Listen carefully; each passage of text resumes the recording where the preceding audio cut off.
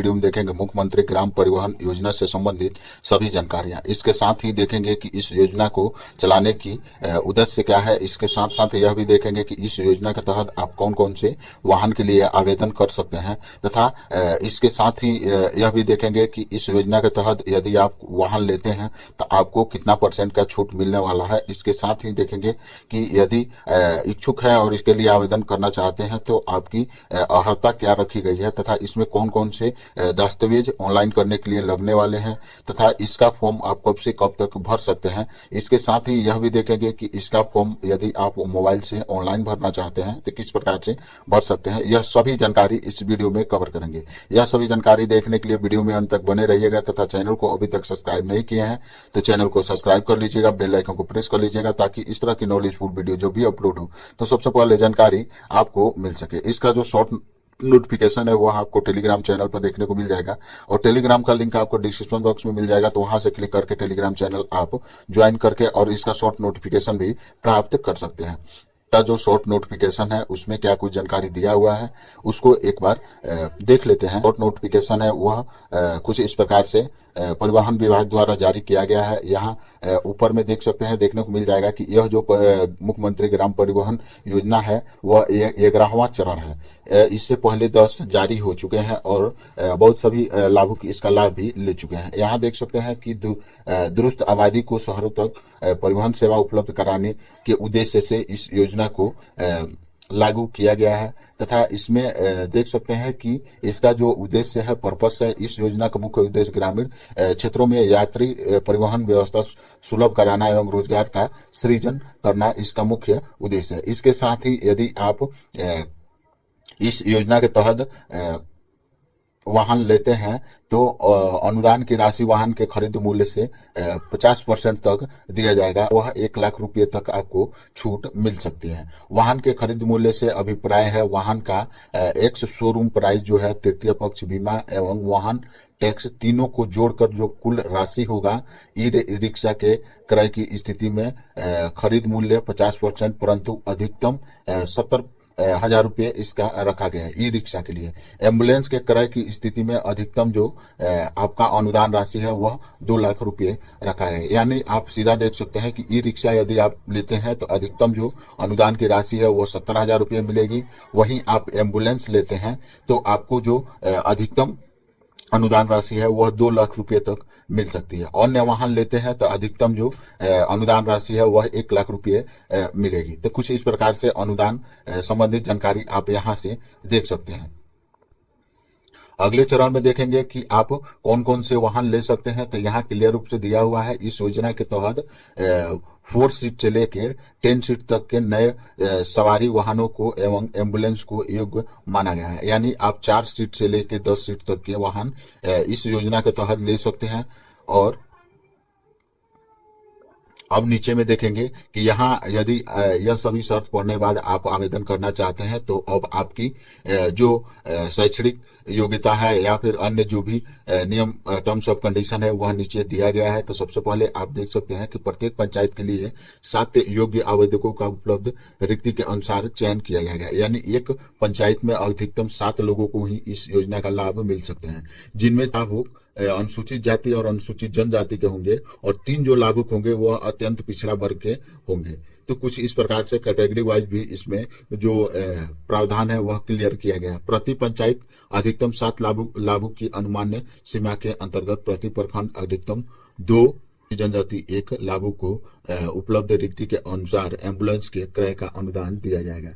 यहाँ देख सकते हैं कि प्रखंड में 2 ही कैंडिडेट को एम्बुलेंस की खरीद के लिए अनुमति दिया जाएगा। उसमें एक अनुसूचित जाति और अनुसूचित जनजाति के कैंडिडेट हो सकते हैं और एक अत्यंत पिछड़ा वर्ग के कैंडिडेट हो सकते हैं।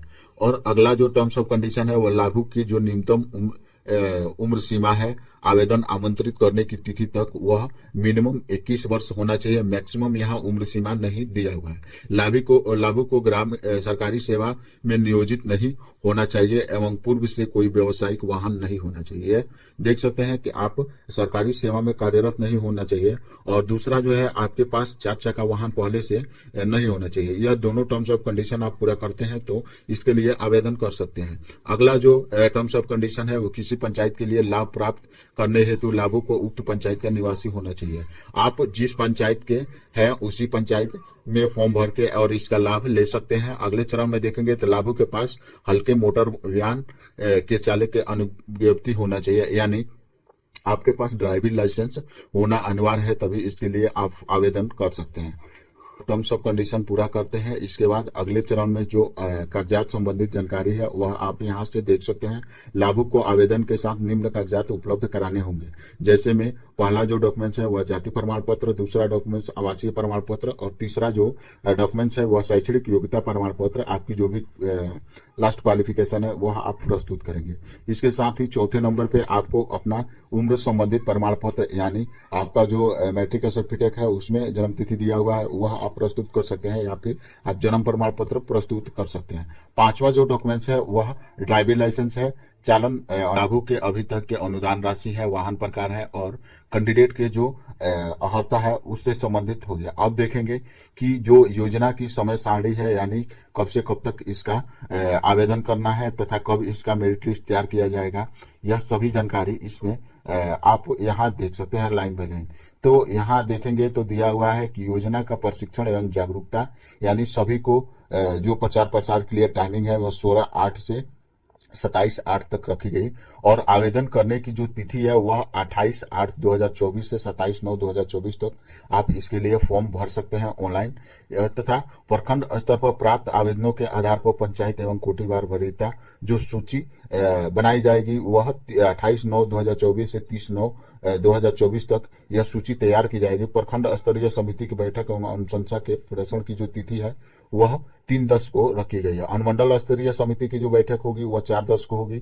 चयन सूची का जो प्रकाशन होगा वह 5/10 को होगा। आपत्ति जिसको करना होगा उसके लिए जो टाइमिंग है वह 7/10 से 16/10 तक रखी गई है और आपत्ति निराकरण की जो तिथि है, यानी इस पे जो विचार किया जाएगा वह 17/10 को रखा गया। अंतिम चयन सूची का प्रकाशन 18/10 को किया जाएगा।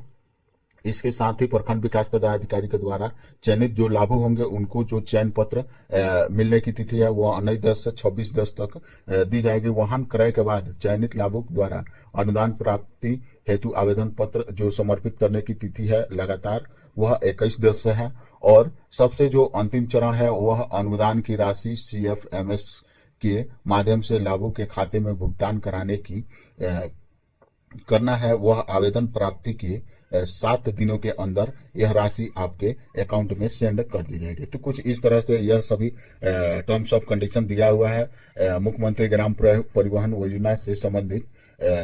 और अब देखेंगे कि इसके लिए यदि आप आवेदन करना चाहते हैं तो किस प्रकार से आवेदन कर सकते हैं। मुख्यमंत्री ग्राम परिवहन योजना की डैशबोर्ड है वह दिख रहा होगा, इसका लिंक आपको डिस्क्रिप्शन बॉक्स में मिल जाएगा। तो उस पर जिस भी आप क्लिक करेंगे तो आपके मोबाइल फोन या सिस्टम में कुछ इस प्रकार से ओपन हो जाएगा। ओपन होने बाद आप स्क्रॉल डाउन करके नीचे आएंगे तो यहाँ एक रजिस्टर का टैब दिया हुआ है, तो इस पे आप क्लिक करेंगे। क्लिक करने के बाद देख सकते हैं कि रजिस्टर करने के लिए कुछ इस प्रकार से ऑप्शन ओपन हो जाता है। ऑप्शन ओपन होने के बाद सबसे पहले आपको यहाँ अपना मोबाइल नंबर एंटर करना है, फिर आपको एक पासवर्ड चूज करना है।